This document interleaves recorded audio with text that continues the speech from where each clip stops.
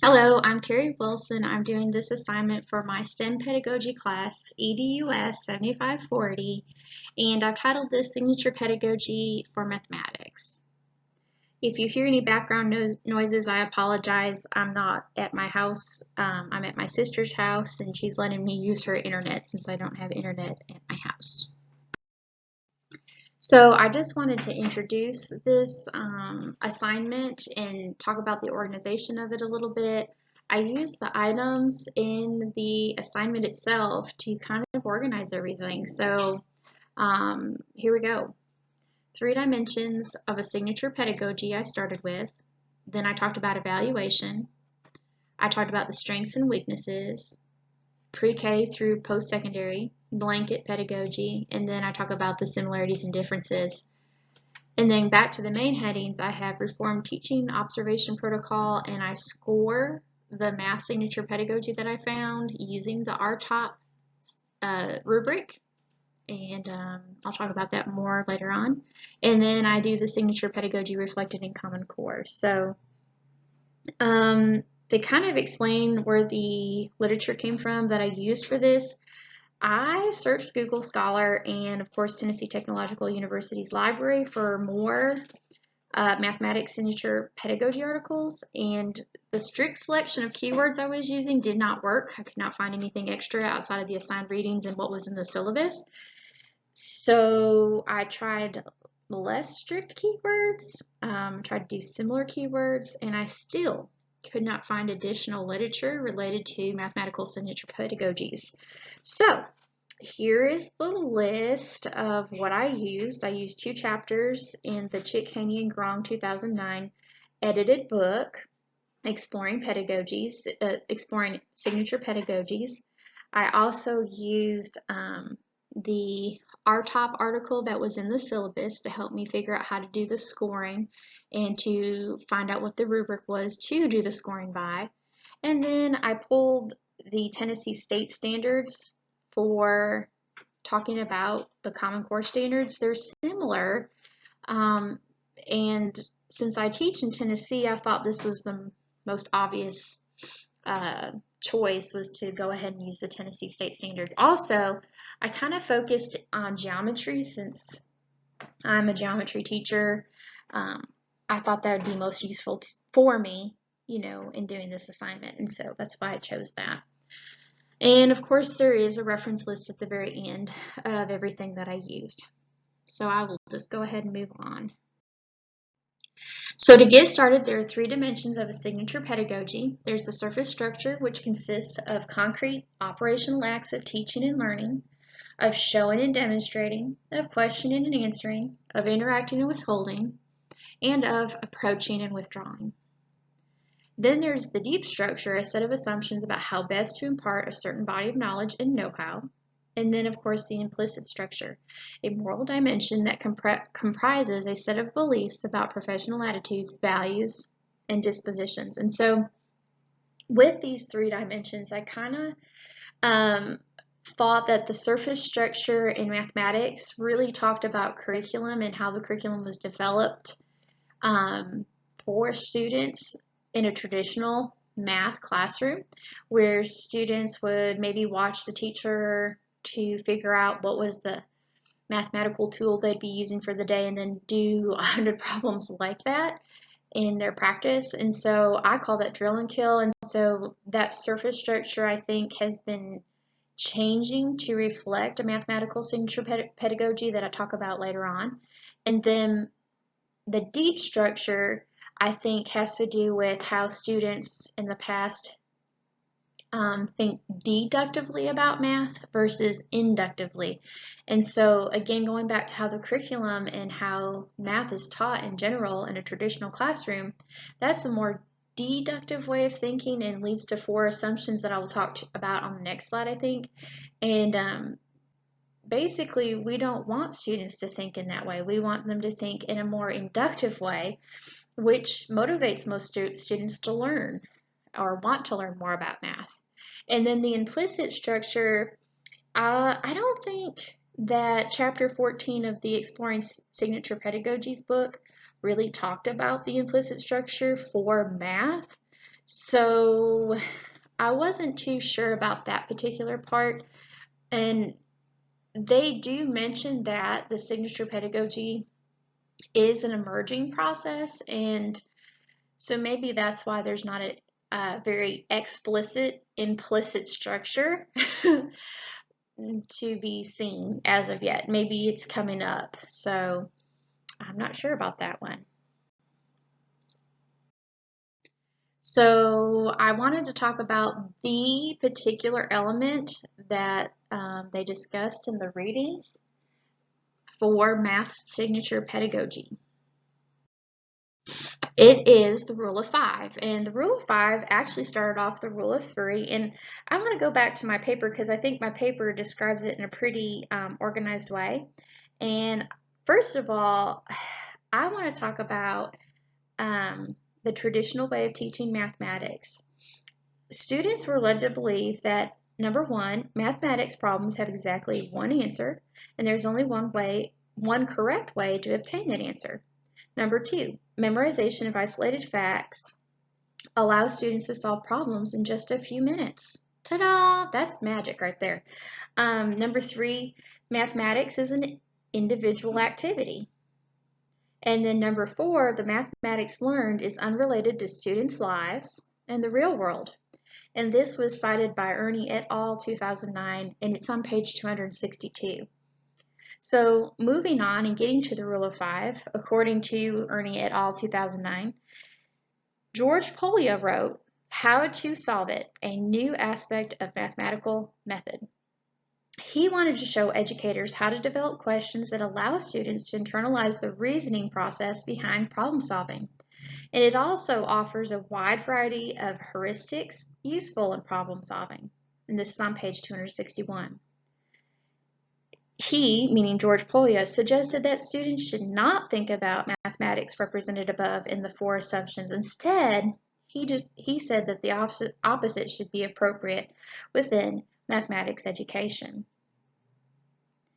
And so they went on, Ernie et al. 2009 went on to mention the rule of 3, which appears to be the emerging signature pedagogy for mathematics. This rule included the symbolic, graphical, and numerical representation of the same mathematical ideas used to teach mathematics, with special attention paid to the connections between all 3 ways of knowing. And this was cited by Ernie et al. 2009, page 264.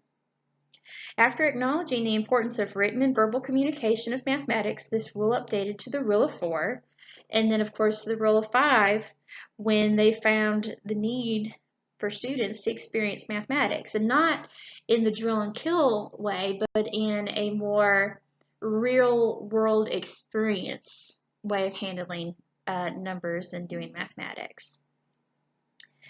So that's the rule of 5. I hope that kind of explains things. And I really like the rule of 5. I think I teach the first 3 of the rule of 5 really well. I want students to know math symbolically, graphically, and numerically, and I really try to drive that home, especially in the first few weeks that I have my students, so that they are more motivated to talk in a more mathematical way to each other and to me, and our communication is a little bit more clear. And so I kind of like the first rule of 3. It really helps set up the groundwork so that you can communicate mathematically. And then, you know, having done that extra work, I think the experience in math comes along. So I think the rule of 5 is not only a good way of representing the signature pedagogy for math, but I also think it's listed in order of importance in how you need to actually do the steps. And I hate to say steps, I hate to follow steps, but I think it kind of really plays into how students can learn mathematics. So moving on to evaluation, these were the critical aspects that Schulman 2005 brought up. To think, to perform, and to act. So mathematics students, and this is something that I kind of pulled together, it was not stated in any of the articles or chapters that I read explicitly, so I kind of came up with this. For mathematics students, that thinking part, they need to be able to communicate mathematics through writing or through speaking. And so to do that, they're going to have to think about it. And so I kind of put that with the to think part of this. To perform, you know, students are going to have to figure out how to write and how to actually speak. So they have to use the symbolic or the graphical or the numerical way of expressing numbers and doing mathematics. And also they need to learn how to perform in groups, because mathematics is not learned in isolation. It is learned in constantly talking to their peers or to the teacher. And so I kind of put that with performance. Again, these are kind of what I've come up with, and so they're not in the literature per se, but kind of what I came up with. And then this last one, again, to act with integrity, it was not apparent. None of these were apparent, but this one really snuck under the radar. And I might be grasping at straws when I say this, but I kind of look at it as, you know, you're going to do these mathematics, you're going to think, you're going to perform like a mathematician. And if you are, let's say, a statistician, and you've got a whole worksheet full of numbers, and you're trying to relay that to the public in some manner, and you crunch the numbers and you come up with these beautiful results, and you want to share that, you need to do that with integrity. You know, don't get rid of outliers unless you have a good reason. You don't fiddle with the numbers and the data that you have without good reason. So you kind of have to act with integrity in that statistician role.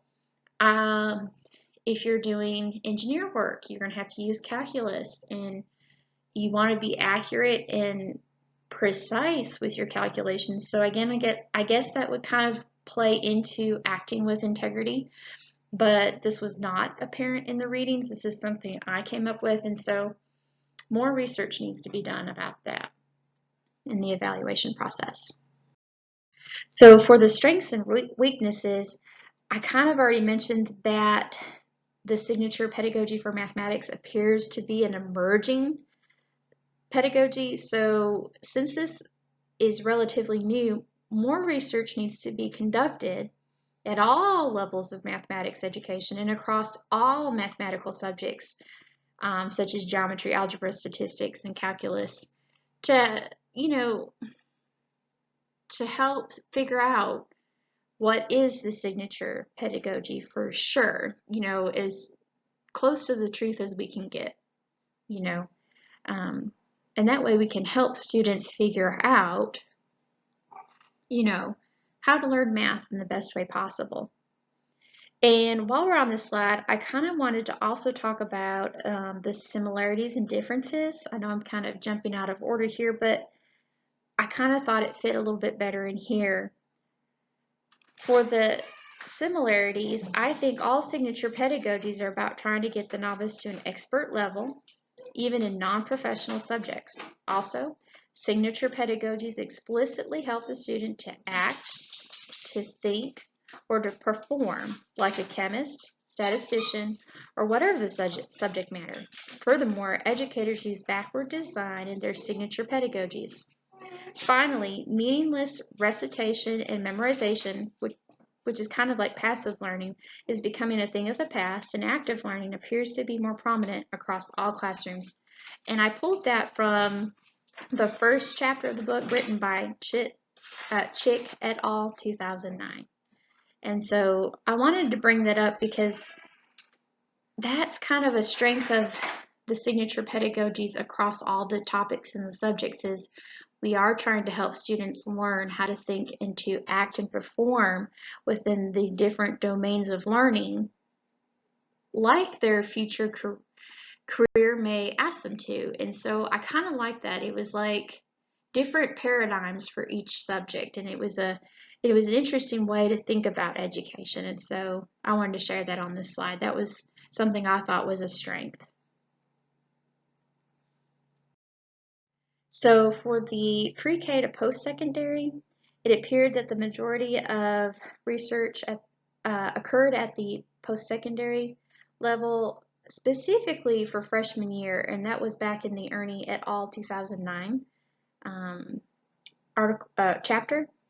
And they talked about how through the development and implementation of new pedagogies in undergraduate mathematics, perhaps students at all levels can begin to engage in what Boiler 2002, page 119, described as the disciplinary dance, what we understand to be a signature dance of mathematicians.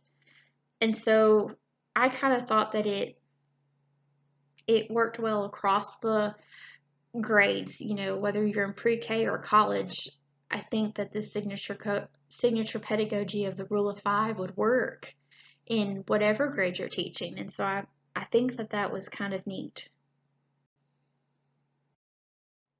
For the blanket pedagogy, again, this is kind of repetitive, but I'll go ahead and read this from my paper again. Since this is an emerging pedagogy, according to the literature I use, the rule of 5 in theory is useful in all mathematics classrooms. Ernie et al. 2009 stated on page 275, recommendations for classroom experiences will educate students to view mathematics as a discipline in which A, problems of interest to them are posed, B, solutions are generated collaboratively, C, conceptual reasoning is required, and D, multiple approaches and solutions are encouraged. When these components are present in the pedagogy of a course, students will begin to think as mathematicians, thus developing the signature characteristics of the profession. And so I think that kind of works in this blanket pedagogy. Now on to the Reform Teaching Observation Protocol. Again, this was a rubric, and I scored basically what I read using this rubric. So it is not exactly perfect, and again, I'll kind of read this from my paper, and I'll move ahead here. I scored the mathematics signature pedagogy using RTOP. As indicated by McIsaac and Falconer 2002, the reported scores might be inflated since I am a novice using this scoring system. Also, I did not use this rubric for an actual lesson. I just used the qualities of the mathematics signature pedagogy to fill out this rubric. So I used a range on a couple of the answers, and that's what you see over here in the score column on the right, is that there's a range due to the uncertainty of my scoring. In my paper, I put this in Appendix A, all of the different items that were scored, but on this particular table, it wouldn't fit all of that, so I just did these sections of the RTOP, and as you can see, the content, in parentheses, procedural knowledge aspect of this rubric scored the highest, while the classroom culture, student/teacher relationship scored the lowest. That was basically due on what I read, and so that's why one part was higher than the other. This kind of went along with what I read, and these scores may or may not be accurate. I did the best that I could, I think. Now for the Common Core State Standards. Again, I use Tennessee State Standards because they are just so similar, and so I'll move ahead here. Oh, and I also focused on geometry, of course. So on these, you can kind of see my Appendix B for my paper. I just posted it on here. Look at the 8 standards for mathematical practice to get started. I mean, these kind of hit everything that was discussed in the Signature Pedagogy, Chapter 14 by Ernie et al. 2009. Students should be able to think and perform these mathematical practices to be able to learn mathematics in a deeper understanding and to develop a deeper understanding. Also, if you look at all the different grades, especially for geometry and modeling mathematics in general, It has to do with real world stuff and building on concepts that they should already know from grade to grade and year to year. By the time they get to high school, and they should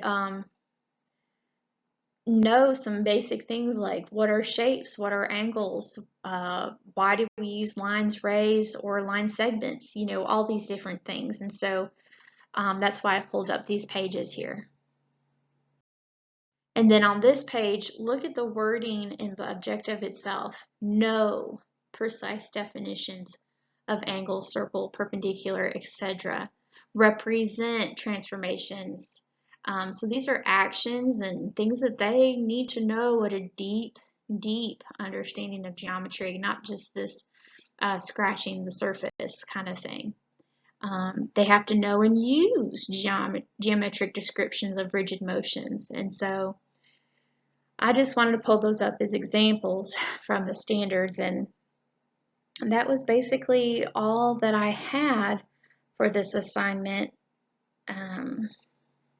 If there's any questions, please feel free to email me at Wolanin, WOLANIN21 at students.tentech.edu.